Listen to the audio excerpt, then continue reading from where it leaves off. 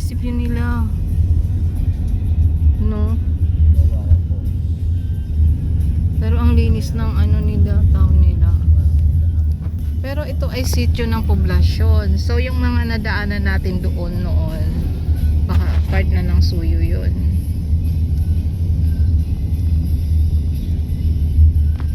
Buong panahon nila kolonyal na at sila ay protestant.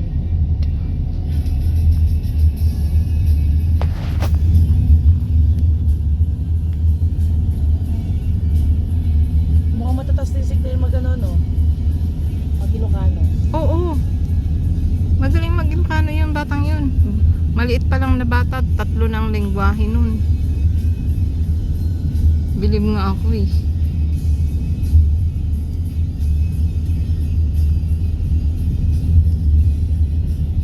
Sa kaya sila Ma'am Sharon dito.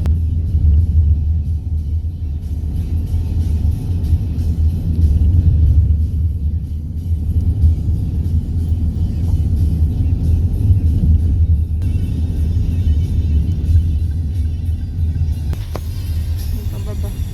Pag ganyan eh. Parang madaya mo ako dun, ah. Kita mo ba dun? Nakita akong ilog, oh. Tapos hindi mo man lang ako mini-mention Di ba ilog na? dito sa mga videos. Ito may nahulog na bata. Oo. Hmm? Ikaw, parang mahulog dito.